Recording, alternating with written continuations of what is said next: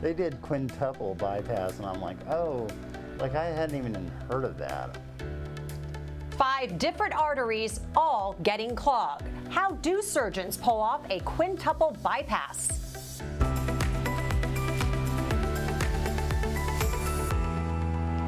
Good morning. It is Thursday, February 16th. I'm Jessica Lovell. Welcome to the Morning Medical Update. The man you are about to meet went from the nightclub stage to the operating table and then back to the nightclub stage. Alexis Del Cid explains the sudden chest pains the 54-year-old could not ignore.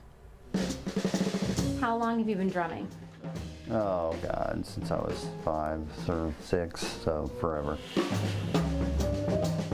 When Sam Platt performs, feeling his beats, dancing with his own heartbeat, can't remember a time he wasn't drumming.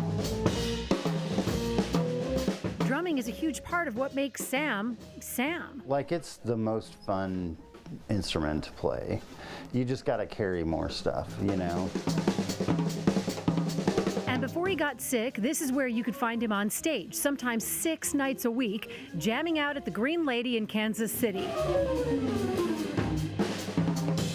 Even when he's not on stage, he's still drumming, whether it's rehearsing, teaching, or even conducting music therapy sessions.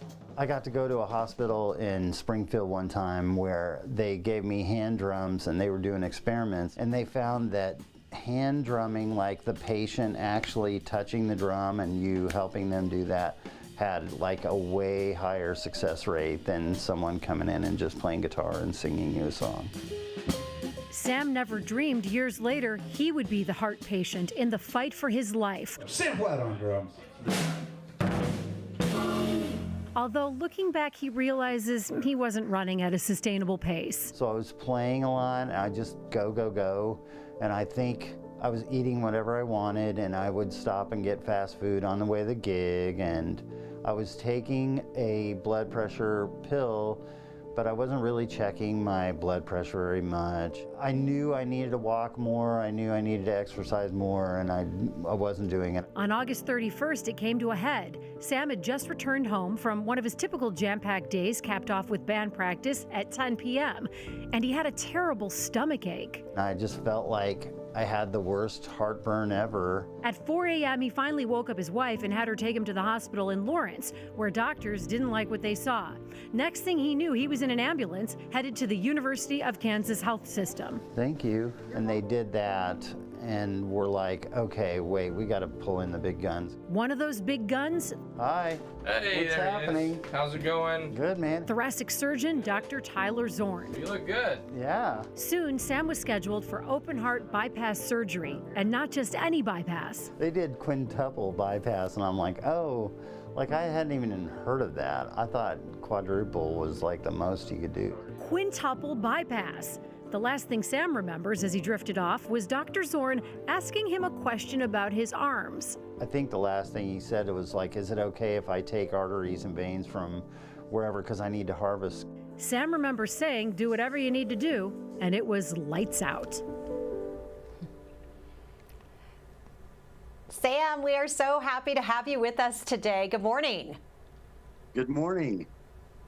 Good to see you. Love that story and can't wait to talk to you more. We also have one of those big guns. Yes, Dr. Tyler Zorn is right here with us. How are you today? Good. Thanks for having me. Thanks for being with us. How long has it been since you two have seen each other? It's always fun to reunite. Probably about, we were just talking, probably about November since we saw each other in the clinic last. It's been a while. How's he look? I know the beard's probably a little longer, but how's he look? I don't know. The beard looks about the same to me. You know, actually, interesting you say that. Before we went off to surgery, he was like, can we keep the beard? It's priorities, Doc. Yes. It's priorities, yeah. Right? That's his look. He's a true rock star. Absolutely. So, Sam, take us back to those first symptoms because you said it felt like heartburn. Yeah. I had a full day and got home, and felt like I had heartburn sort of high up in my stomach, and I took Tums and antacid, and nothing helped, and went to bed and thought, maybe I could go to sleep, and I couldn't sleep at all. So finally I got up, put my clothes on, and woke up my wife at 2 a.m. and said, we gotta go to the hospital. And she was like, why are you waking me up? And then she saw that I was dressed, and she thought, oh, this is serious. Yeah, she knew it was go time, and that was really smart to do that. I have to ask you, Dr. Zorn, though, is having that heartburn feeling pretty typical? I know I've felt that before and taken myself to the ER thinking, oh my gosh, something's going on in there. Can that present that way? It can, and it sometimes is a confusing picture, which is kind of what happened with Sam. It's we were kind of led down this rabbit trail of, is this an abdominal problem more so than is this a heart problem? But he knew something wasn't right, so that's what was so great that he came in. Sam, what did doctors in Lawrence say was wrong with you when you made it to the hospital? Well, I got there, and it took us a little while to figure out what was going on. They gave me 3 hits of nitro, and that didn't do anything. So we did an MRI and realized that I had a little cut in my celiac artery. So that's the point that they were like, okay, well, our heart surgeon has retired, so we're putting you on an ambulance, and you're going to Med. So when they told you you had to come to the University of Kansas Health System for a higher level of care, what else were they telling you about what might be happening once you arrive? Well, we thought it might be something to do with the heart, but mostly all I knew at that point was the celiac artery. There was something going on with that, and but by the time I got there, I was so drugged up, I was just having a good time anyway. Okay, that's fair enough. I get you. So, Dr. Zorn, then you meet Sam. Did you know immediately what was wrong? What kind of testing did you have to do on him? What was he diagnosed with? So Sam came to our medical ICU. He didn't come to me first. And like you said, he came with this diagnosis of a celiac artery dissection, which is a tear in one of the major blood vessels that goes to some of the stomach organs like the liver, pancreas, spleen, stomach. And so that kind of, that was one problem that he came with in his principal diagnosis that the medical ICU was treating. But they did a great job in not just treating that one problem, but making sure all organ systems were in check. And so they checked and trended labs such as a troponin, which showed that that level continued to go up, which can go up when you have heart and muscle injury due to a relative lack of blood flow down the coronary arteries to the heart. So we have some video. Yes. The cath lab, and this is Sam. I want to take a look at that, and then I want to have you tell us what we're seeing. Could you tell that all of the arteries were blocked? Well, sure. So after the troponin levels were rising at a rapid pace, that's when the cardiology team actually got involved. And so Dr. Spady is the individual who performed this left heart catheterization, which is where you go through one of the arteries in the wrist. You can go through the groin or the wrist, and you can inject dye into the major coronary blood vessels, the right and left circulation. And when you look at these vessels, you can see blood filling those arteries, the right and left arteries, and you can see where narrowing occurs and what vessels are critically blocked. And at this point, you have to make a decision about what the next steps in therapy are. Because so those don't look blocked from my eye. You're saying that the fact that it's thick and then it gets thinner, that's showing the blockage. Yeah, it shows you the degree of narrowing. And if you probably slow them down and magnify it a little bit, you could see some of those blockages. Okay, so you knew right away that we're looking at a quintuple bypass surgery, correct? Well, Dr. Spady knew right away that the options, were to intervene from a stent perspective, or he needed to engage the cardiac surgery team. But he also realized that when you have this many blockages, multiple stents are not really a great option. So cardiac surgery is really the best route to go, and that's where we get involved. And yeah, we examine the cath, the left heart cath, and we can kind of tell relatively how many bypasses one needs. Okay, but you find out you need 5, not 1, not 2, 3, or 4, but 5. And when you look at this, is it like, oh wow, we got to come up with a plan and quickly? What's going on as far as the planning and how soon you can get him? Sam was relatively stable when he arrived at the hospital, and the most important thing was figuring out, well, is the celiac artery dissection a problem? And over the course of days with treatment and anticoagulation, that seemed to settle out. And then we like to give patients that have had he had a heart attack, you know, with the rise in troponin that he had. We like to give patients a little bit of time to settle out before we take them to the operating room, given his relative lack of stability. So what is a bypass? What are you doing in there? Yeah, so a bypass surgery, you know, it's been around for a number of years, about 50 years now, and essentially what you're doing is routing blood flow around the blockages, taking native blood vessels, either the vein from the leg or the artery from the chest wall, to reroute that blood flow. So Sam, before you had to go to the hospital, were you thinking much of your heart health? No, not at all. I had just like 3 months before that started on a high blood pressure pill, but that was it. Did you ever feel like something was going on in your heart? I think people listening want to know, what should I be feeling in my body? Did you feel like your heart was changing? I know you were on blood pressure medication, correct? Right, but I was just on the minimum. But no, I didn't notice it at all. I think I had just gotten used to like my living at that higher BPM, you know, I was used to my blood pressure being that fast. So after the surgery, when I got blood pressure medication, I felt really slow and kind of tired because I just wasn't used to what the way your heart is supposed to be working. Right, and that's a big problem when people just get used to living the way they live, right? Yep. So it's hard to tell those some of those symptoms. But how rare is a quintuple bypass?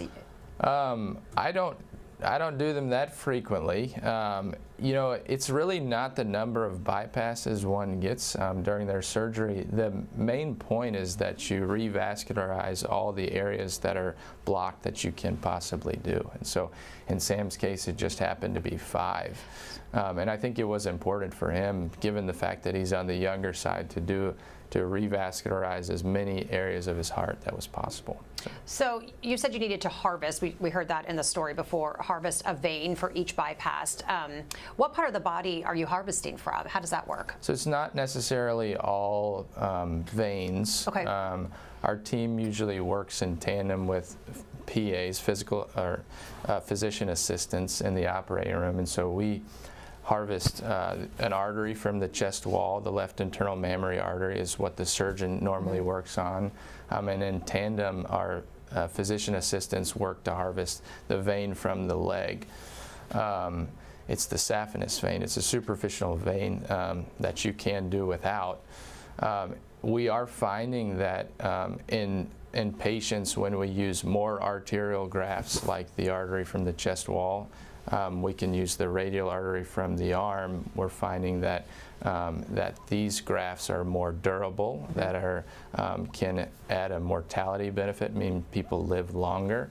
That this is a good route to go. So it's harvesting like its own little mini surgery within the bigger picture, and are you doing that all in tandem? Or? I consider that kind of step 1 of coronary artery bypass surgery, because you really can't do the main part of the surgery until you have good quality conduit to construct your bypass grafts with. So we've got more questions coming up for both Dr. Zorn and Sam, so make sure you get your questions sent in to us on YouTube, Facebook, and the Medical News Network. You can find links to those right there on your screen.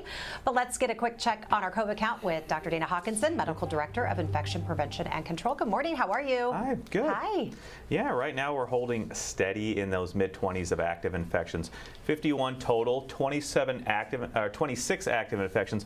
Unfortunately, we've seen the number of ICU patients increase slightly, with 7 in the ICU, and unfortunately a large proportion of those 4 are on the ventilator. So unfortunately that we do have some severe disease right now here in the hospital with COVID-19. All right, Doc Hawk, an interesting headline for you. Want to hear what you have to say. So as reported by the journal Nature, the World Health Organization, they've abandoned, basically given up their search for what caused COVID-19 in the first place. WHO researchers visited Wuhan, China 2 years ago. Their leading theory back then was that it jumped from bats to humans, but now there's not much going on, and there's not much of an official follow-up on that theory. So Doc Hawk, why are they giving up the search? Yeah, I mean, I think mostly it's logistical and political issues, especially dealing with the amount of information ability to be gained from China and what they will release. I think that is part of it. A lot of this really does tend to be political and logistical.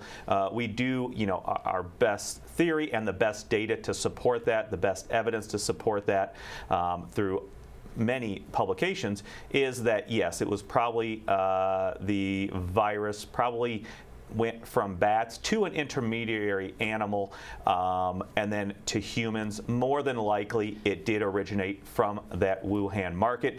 There were 2 very good published articles in the end of last year that corroborated a lot of that. So again, the best evidence we continue to have is that it was a spillover event, and probably actually multiple spillover events around that Wuhan market area. There really is not much other data to suggest any other either accidental nor purposeful release from that Wuhan Institute of Virology. But knowing exactly where the virus came from, does that really mean much for all of us, the general public, or is it really just something infectious disease docs like you really care about? Yeah, I think that's an important point. I don't think it's exactly where it came from, and we may not, because there may have been recombination events of a couple different viruses creating this virus that are frequently found or can be found in the bat population. I think we need that umbrella approach, though, understanding that there are many, many other viruses that can spill over, especially from bats themselves. And so I think we really need to get those good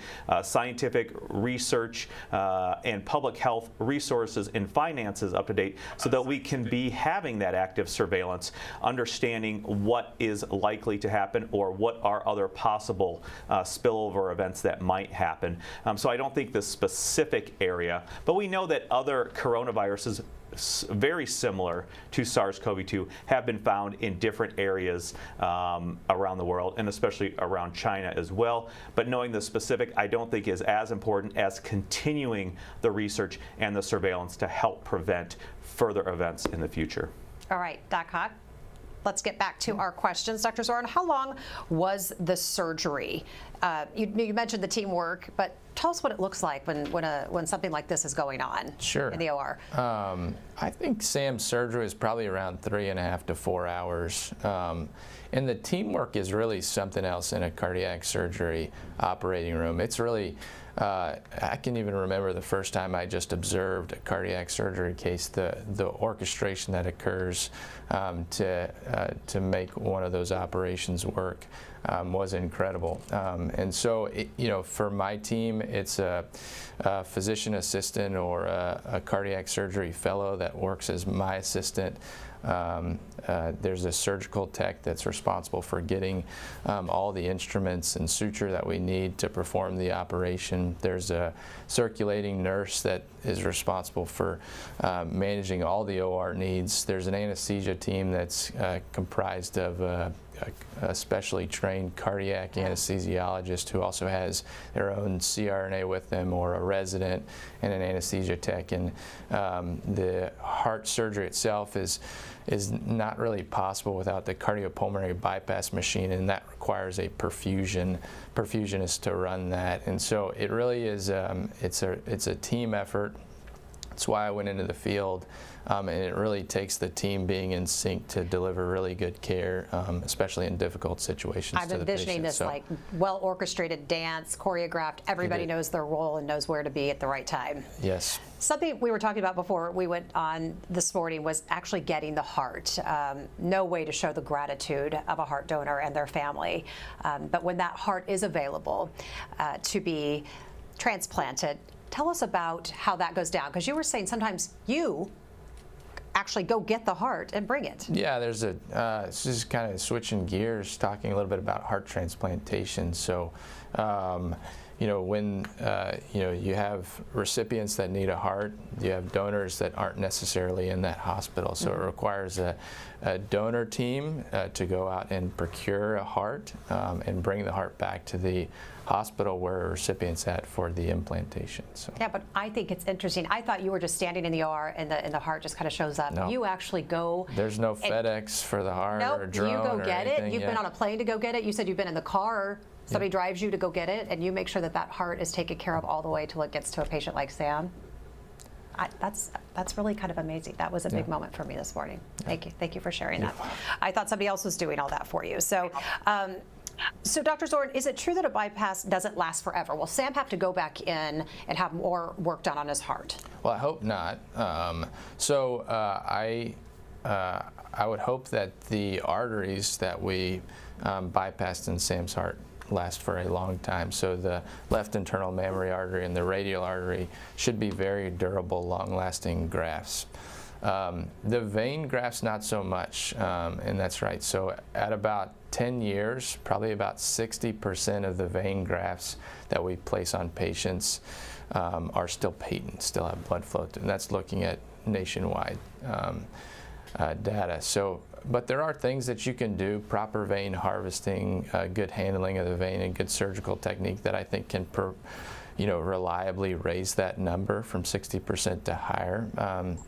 And then, as those vein grafts go down or stop working, it doesn't necessarily mean that he needs another intervention. It certainly doesn't necessarily mean he needs surgery. And so it just at that point will depend on how he's doing from a clinical standpoint, how his heart is functioning, whether or not he will need any kind of intervention in the future. And it's my hope that for Sam that he never ends up in the cardiac surgery OR as a patient. Yeah, we want to keep him on the stage, behind his drum set at all times.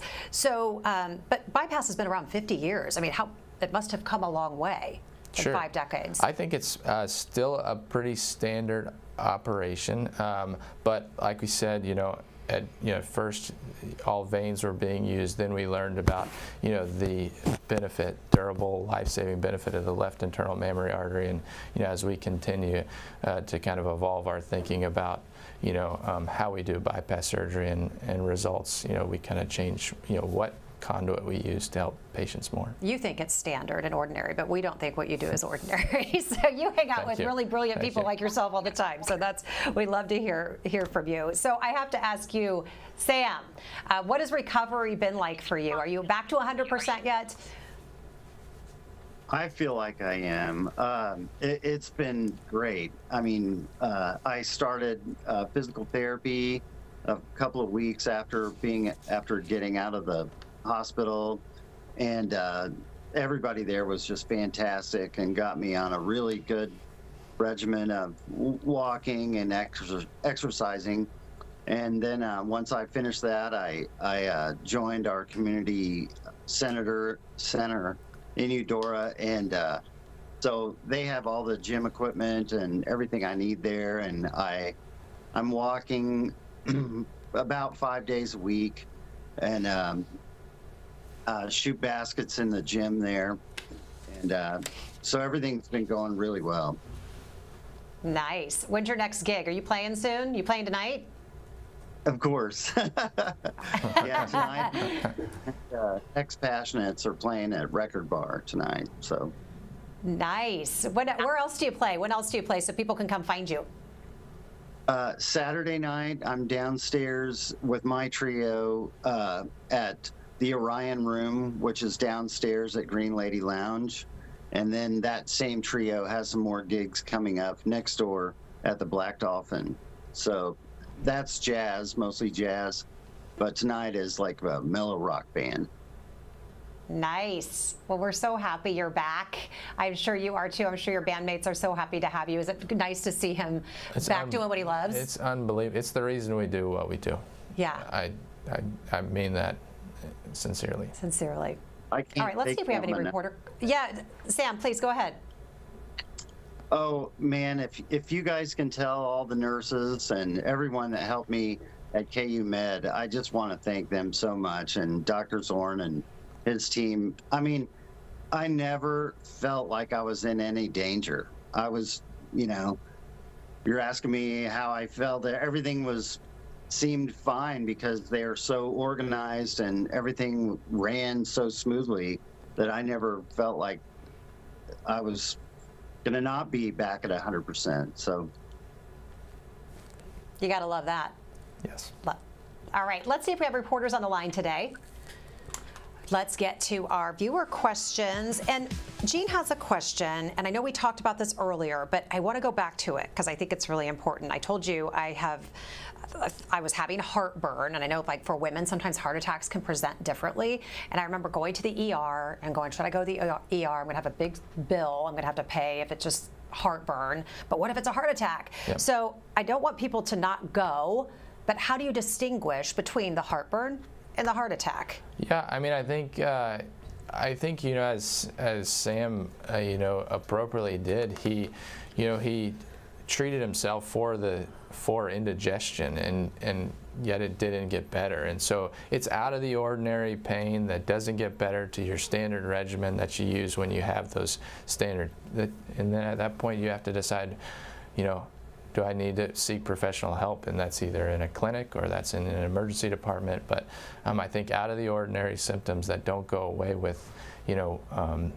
standard therapy, you should get checked out. Don't wait too long. Allie wants to know, is there an age range that you can age out of being able to have bypass surgery? That's a good question. There's a lot that goes into deciding whether somebody is fit enough for cardiac surgery. Most of the time it's, you know, the concurrent illnesses they bring to the table, you know, how physically fit they are. And certainly patients that are younger, such as Sam, in their 50s, you know, have a lot more reserve in order, you know, to undergo a big operation like it is. But I think it is appropriate to operate on somebody into their 80s if they're in very good health and if it's something that the patient really wants. But I think as your patients get older and the question comes up, you have to really ask yourself, what am I doing? Am I really helping this person? You know, proper informed consent about what the surgery entails, what the risks are, and then what it looks like on the other side. Am I getting them back to what they love doing? Am I getting them back to a quality of life that they would deem acceptable? It's not appropriate enough just to have an alive patient. We can get almost anybody through an operation, but getting them to the other side to a successful outcome, such as getting back to what you love doing, is what we should all be aiming for. Like Sam. Yeah, like exactly.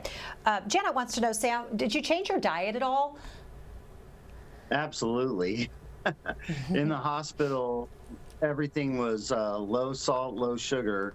So I'm still doing that diet. I haven't had any pop or fast food, maybe once or twice since I got out of the hospital. But mainly just really looking at labels and, you know, paying attention. Simple things like when I was in PT, they said, try to every meal have a vegetable on your plate. So like that's helped me a lot. That's what I try to do every day, is have some kind of vegetable on my plate. And just really paying attention, just being aware of what you're eating and not eating fast food and junk food it doesn't really fill you up for very long, and it's really hard on your body. So I feel a lot better now that I'm drinking a lot of water, walking a lot, and making most of our meals at home. Yeah, well, shooting those hoops and eating those veggies, that's going to be really what puts you in control, right? There's so much you can control about your health, and those are the things you can't control, right, Dr. Zorn? So keeping you healthy. I want to get final thoughts from our guests. And Sam, I'm going to go ahead and start with you.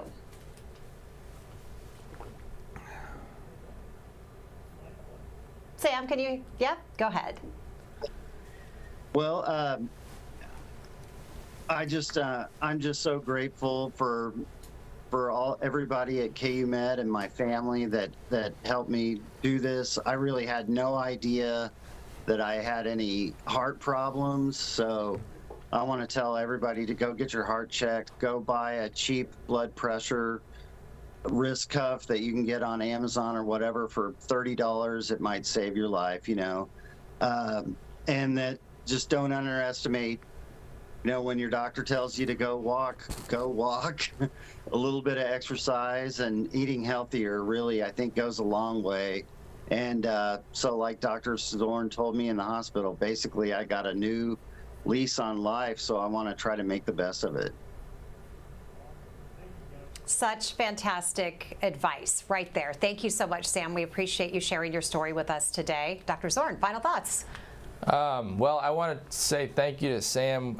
We don't always get the pleasure of seeing our patients, you know, this far out from surgery and doing as well as they are, and it means the world to me to see that you're back doing what you love doing. We don't, you know, sometimes our outcomes are tougher, and we've talked a lot about the team piece here, and I think the teamwork around teamwork in the hospital is something that really deserves a lot of credit in Sam's case every day, because it's really not possible without a good medical team that establishes a diagnosis, that gets the right team involved, like our interventional cardiologist. The OR staff is phenomenal here. The PAs and NPs that we work with, I think, are the best that I have worked with. The ICU that takes care of our post-op patients, the floor that takes care of our post-op patients are all great. Our physical therapists, occupational therapists deserve a lot of credit for their success. And then in the outpatient, they get great clinic care, and then cardiac rehab around the city. You know, it really takes a tremendous team effort to get people like Sam successfully through this journey. It's not just one person, and it's been amazing to be a part of that here at KU. Well, we're glad that you're here with us at the health system. How does it feel to do the morning medical update for the first time? I don't know. I'll let y'all tell me afterwards. Well, we think you did great. And you know what happens when you do great? That means we ask you to come back again. Okay. So, too bad. Fair. We'll see you again. And Dr. Hawkinson, final thoughts. Yeah, I think, you know, Sam's advice was the best. You know, listen to your doctors, listen to your medical teams. He talked about blood pressure monitoring, you know, doing those types of things, doing also those preventive measures, being up to date on your vaccines, I think is all important on an everyday basis, and it does add up in the future as you do those things. All right, well, it is Thursday, and that means a brand new episode of All Things Heart is coming up at 10 a.m. Alexis, what you got? Well, first of all, Dr. Zorn did great this morning, and we're definitely having him back. Right? Telling him right now, home run. This morning on All Things Heart, Jess, we all know how jarring the sound of our morning alarm clock is, right? It's always unpleasant when it wakes you out of a deep sleep. Coming up, though, we have the story of a high school junior who was having the most frightening reaction every time his alarm clock went off. I couldn't see, like it was all black, and I didn't know what was going on. I was just kind of throwing myself around. He was thrashing around. Talk about scary. Just as scary for his mom to witness. Coming up at 10 a.m., you're going to meet the patient and the doctors who not only treated him, but were able to diagnose him. And that diagnosis saved more than one life in his immediate family. It is remarkable. It's all coming up at 10 a.m. That's when we'll see you on All Things Heart. Alexis, we will be watching. Thank you. And before we go, check out the impromptu parade here at the University of Kansas Cancer Center. World champion.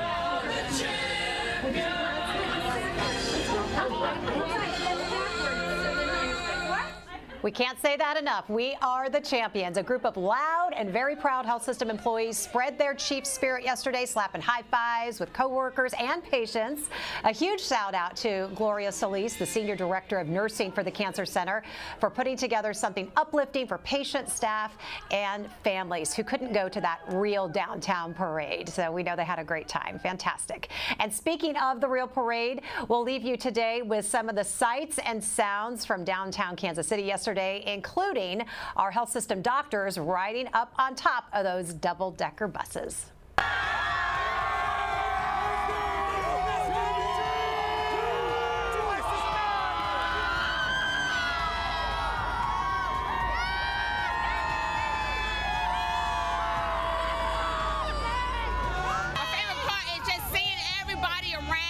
Chief Scare, everybody having a good time. Spending time with my family is the best part of this parade. Seeing the people. I love seeing my players. I love my Chiefs. Well, it don't bother me. Hey, last year was colder, so this ain't nothing. I'm here every time they're going to win the Super Bowl, so I'll be here again next year, too, 2024. All the way, Chiefs, baby.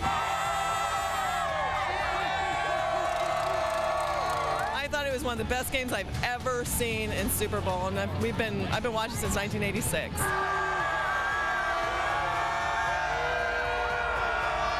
We're champions. We're champions, man. Chief Kingdom.